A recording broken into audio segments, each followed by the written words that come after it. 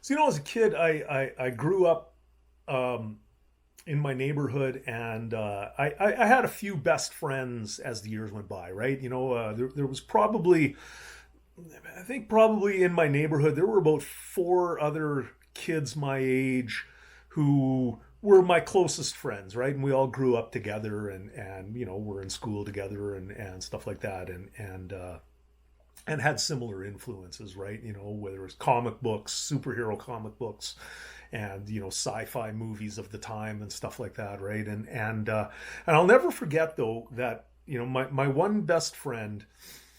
He came from a little bit larger of a family. Me growing up, there was just me with my grandparents. They'd raised six kids before me, but I was the one who was there growing up when I was there. It was just me. So it was almost an only child kind of thing, but not really. But my best friend, who kind of lived across the street from me, he was from a bit bigger of a family, and he had to share his bedroom with an older brother. So he had an older brother. He had a few older brothers and an older sister and stuff like that. But his next oldest brother was, I'm going to say, maybe 2 years older than him, and they shared a room together, as a lot of families have to, right? I mean, that's pretty common. I don't know how common it is anymore, but it was when I was growing up in the 70s.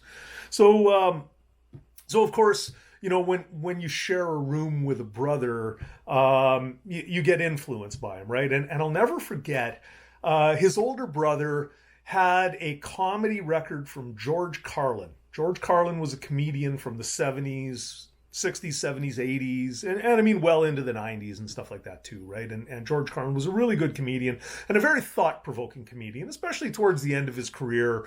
He had a cynicism, but he was thought-provoking, and he liked words. He was a real wordsmith, right? And I really I appreciated that. But I'll never forget, my friend's older brother had this comedy record, George Carlin, Class Clown, right? And it was one of his well known from the 70s.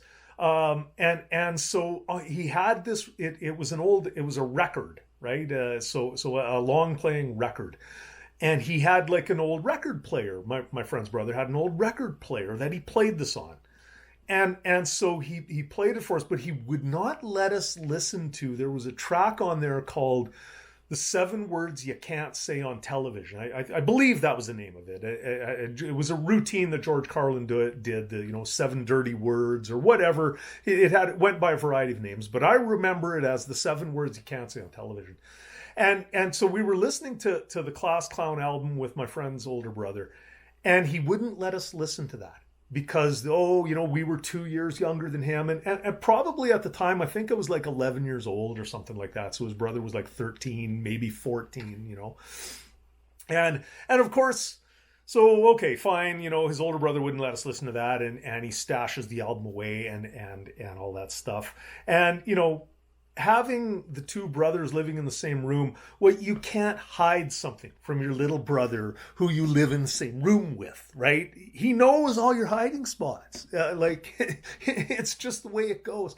So, of course, maybe a few days later, my best friend and I are in his room, and his brother's out wherever with his friends and whatever, because he's a bit older and has a different group that he hangs with.